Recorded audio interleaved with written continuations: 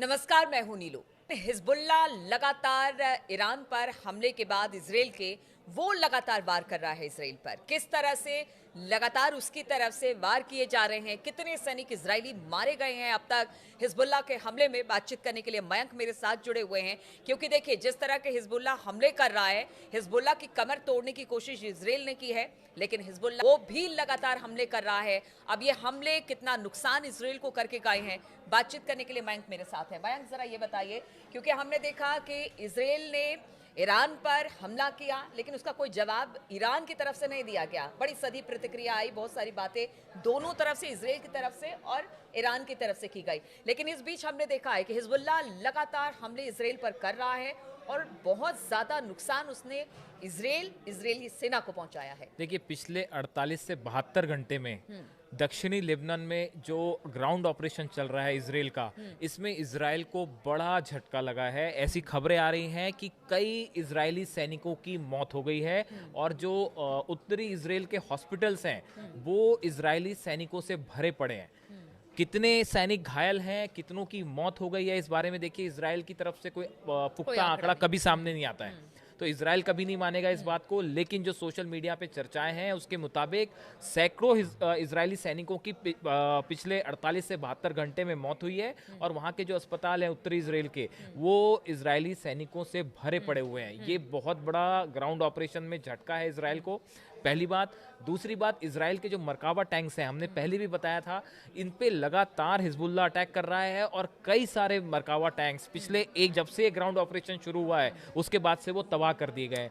देखिए, पहले भी कहा गया था हिजबुल्लाह की तरफ से कि अगर टैंक्स के साथ आप अंदर आते हैं हम आपको पीछे धकेल देंगे, और बहुत सारी हानि हुई है, बड़ी संख्या में इजराइल के टैंक तबाह हैं। तो देखिए, जो ग्राउंड ऑपरेशन है, हम जो नीलू बार बार चर्चा कर रहे थे कि ये इजराइल के लिए बिल्कुल आसान नहीं होगा। ईरान पर जो इजराइल ने हमला किया उसके बाद से देखिए ईरान तो हमले की तैयारी में जुटा ही हुआ है, लेकिन इस दौरान पिछले 72 घंटे में हिजबुल्लाह की तरफ से जबरदस्त जो है वो हमले शुरू हो गए।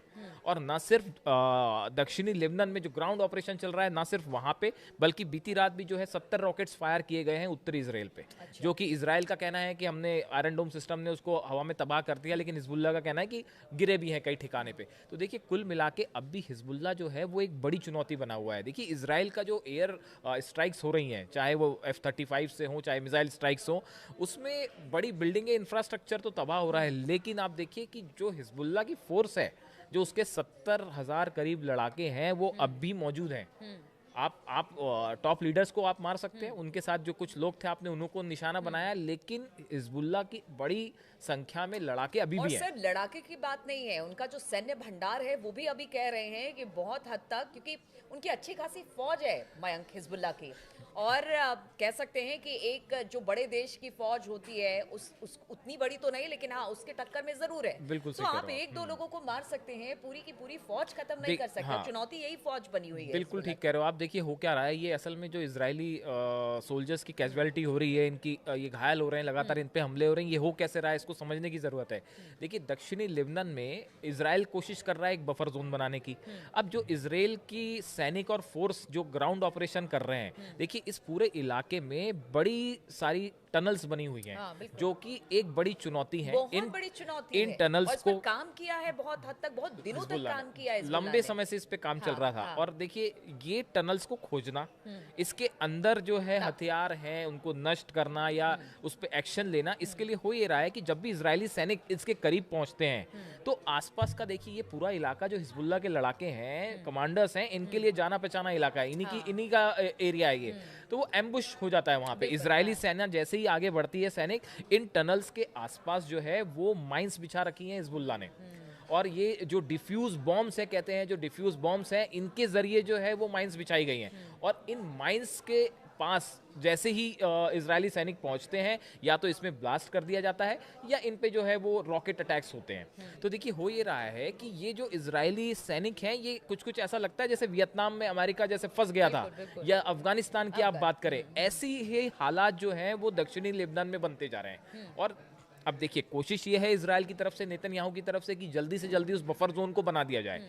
इसीलिए लगातार जो आप देखें हर रात को इजराइल की तरफ से जबरदस्त एयर स्ट्राइक्स हो रही हैं, और ये एयर स्ट्राइक्स के जरिए ही हिजबुल्लाह को पीछे धकेलने की कोशिश होती है। लेकिन देखिए एयर स्ट्राइक से बहुत ज़्यादा बड़े पैमाने पर आप इंफ्रास्ट्रक्चर तो ख़त्म कर सकते हैं, लेकिन उसमें कैजुअलिटी कम होती है। आपको ग्राउंड ऑपरेशन, ग्राउंड सेना जाके जब तक कैप्चर नहीं करेगी उस पूरे इलाके को, तब तक वहां पे पूरा कंट्रोल नेतन्याहू का और इजराइल का नहीं हो सकता। और इसमें बड़ा चैलेंज बनी हुई है ये टनल्स और हिजबुल्लाह के लड़ाके। ठीक है, ये तो सारी चीजें ग्राउंड पर काफी ज्यादा नुकसान इसराइल को हो रहा है, लेकिन अगर दूसरी तरफ बात की जाए, जिन लोगों को छुड़ाने के लिए, यानी जो इजरायली बंधक हैं उनको छुड़ाने के लिए इसराइल लगातार प्रयास कर रहा है, लगातार उसके सर्च ऑपरेशन भी चल रहे हैं, लगातार ये भी देखा जा रहा है कि किस तरह से कहां पर बंधक हो सकते हैं, एयर स्ट्राइक भी की गई है, लेकिन इसके बावजूद वो अपने लोगों को नहीं छुड़ा पा रहा है बैंक। और कल तो इसको लेकर प्रदर्शन तक भी हुआ है वहां पर, जबरदस्त प्रदर्शन। बिल्कुल सही कह रहे हो आप। इजरायली लोगों का हुआ है वहां। इसराइल में कल फिर एक बार जो है बड़ा प्रदर्शन हुआ, जिसमें हजारों की संख्या में लोग शामिल थे जो कि वॉर खत्म करने की बात कर रहे हैं। वो लगातार ये कह रहे हैं कि बंधक छूटने चाहिए, युद्ध करना नेतन्याहू आपका मकसद नहीं है। देखिए ये नेतन्याहू के लिए भी एक बड़ा सेटबैक से कम नहीं है। देखिए ईरान पे हमला होता है, जिसको लेके ये बार बार चर्चाएं हैं, इस तरह का संदेश गया है कि भाई ये बड़ा हमला नहीं था, आप बड़ा हमला नहीं कर पाए, अभी तक आप बंधक छुड़ा के नहीं आ पाए हैं। तो एक अपोजिशन, ना सिर्फ इजराइल में अपोजिशन, बल्कि बड़ी संख्या में लोग हैं जो इस तरह के सोशल मीडिया पे चर्चाएं हो रही है, कहा जा रहा है कि नेतन्याहू अपने टारगेट से भटक गए हैं। भाई आपका मूल मकसद था उन बंधकों को छुड़ाना जो कि गजा में जिनको बंधक बनाया गया था। अब देखिए वहां पे ये है कि, और ये भी कह रहे हैं कि इतने सारे मोर्चे खोलने की क्या जरूरत थी।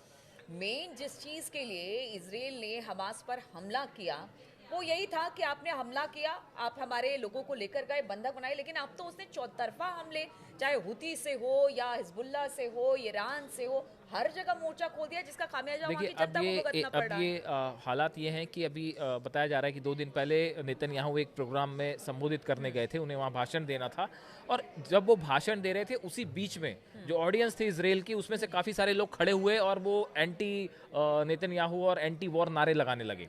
हालात ये हुई कि नेतन्याहू अपनी स्पीच कंप्लीट नहीं कर पाए और उनको बीच में भाषण छोड़ना पड़ा। तो देखिए कहना हम ये चाह रहे हैं कि एक इजराइल में भी एक बड़ा गुस्सा है, एक बड़ा वर्ग है जो, हाँ, और ये चाहता है वो कि ये वॉर वाली स्थिति खत्म हो। देखिए हालात इजराइल में भी बहुत अच्छे नहीं है। हाँ। अगर आप आईएमएफ की बात करें, आईएमएफ ने इजराइल की ग्रोथ रेट को 0.7% कर दिया है। बहुत देखिए ये जो है, ये इजराइल ने पिछले 40-45 सालों में एक जो विकसित राष्ट्र का रुतबा और स्टेचर हासिल किया है, इसके लिए ये बड़ा झटका है। और देखिए कहीं ऐसा ना हो कि अगर ऐसे ही हालात चलते रहे और ये लंबा खिंच गया मामला, जो कि अभी खत्म होता नहीं दिख रहा है, और नेतन्याहू अगर इसी तरह से आगे बढ़ते रहे और हिजबुल्लाह के साथ इसी तरह लड़ाई चलती रही, तो कहीं ऐसा ना हो कि इजराइल का जो डेवलप्ड नेशन का जो दर्जा है वही छीन लिया जाए। तो राष्ट्रपति हैं पेजेश्कियान, इनकी तरफ से कहा जा रहा है कि हम अपनी रक्षा के लिए किसी भी हद तक जा सकते हैं। आप बयान का नेचर समझिए। ईरान जो है, ईरान बड़ा ही इस पूरे मामले में, एक तो वो डिप्लोमेटिक तरीके से दुनिया को अपने फेवर में करने की कोशिश कर रहा है, और दूसरी तरफ जल्दबाजी में कोई कदम नहीं उठाना चाहता। ईरान का यहाँ पे देखिए एक जो रिस्पॉन्स है वो बड़ा सधा हुआ है। पेजेश्कियान कह रहे हैं कि भाई हम अपनी रक्षा के लिए किसी भी हद तक जा सकते हैं। मतलब ईरान ने उसको इस तरह से लिया कि भाई इजराइल का हमला जो था वो हमारी संप्रभुता पे हमला था और हम बड़ा सोच के कदम उठाएंगे। अब देखिए इस्माइल बघाई हैं, ये विदेश मंत्रालय के, ईरान की विदेश मंत्रालय के प्रवक्ता हैं, इनकी तरफ से बयान आया है कि जरूरत पड़ेगी तो हम किसी भी हथियार का इस्तेमाल करने से नहीं चूकेंगे। बयान का नेचर समझिए। तीसरी तरफ जो है वो जो खामेनेई है, खामेनी की तरफ से कहा गया है कि ये जो हमला हुआ है भले छोटा हमला हो, लेकिन हम इसको नज़रअंदाज नहीं कर सकते, और ईरान के अधिकारी तय करें कि किस तरह से जवाब देना है। तो ईरान की जो, एक तो वहाँ की जो न्यूज़ एजेंसी है मेहर, इसमें अगर आप, इसमें जो बयान सामने आ रहे हैं, इसको अगर आप ध्यान से एनालिसिस करें तो ये बात साफ समझ में आ रही है कि ईरान भी एक बड़े युद्ध के लिए तैयार हो रहा है धीरे धीरे, और वो ये जान रहा है कि आज नहीं तो कल हो सकता है कि फिर से या तो इजराइल की तरफ से हमला हो या ईरान जवाब दे।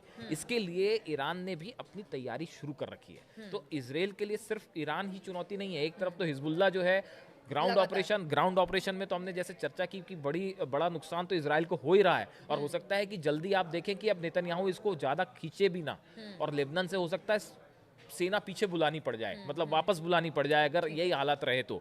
और ऐसे में ईरान की तरफ से भी ये साफ कर दिया गया है कि इनको जो है करारा जवाब दिया जाएगा। अब देखिए पूरा मामला अमेरिका में जो हमने चर्चा की थी कि राष्ट्रपति चुनाव है, उसका परिणाम क्या आएगा, उसके बाद ही इस पूरे इलाके का भविष्य तय हो जाएगा, जैसे ही अमेरिका में राष्ट्रपति के चुनाव आएंगे।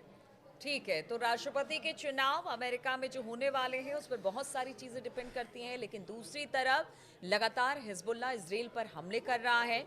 ईरान चुप है, बड़े डिप्लोमेटिक तरीके से इस पूरे मामले को देख रहा है। अब देखना होगा कि इसके क्या परिणाम निकलते हैं। इस पहले किसकी तरफ से वार होता है, उसके बाद इसका जवाब किस तरह से दिया जाता है, क्योंकि देखिए युद्ध के मुहाने पर मिडिल ईस्ट बैठा हुआ है और इसी युद्ध को लेकर आशंकाओं का बाजार पूरी दुनिया भर में तेज है। और इसी वजह से हम लगातार ये खबर आपके लिए लेकर आते हैं, तमाम अपडेट्स आपके लिए लेकर आते हैं। बने रहिए हमारे साथ।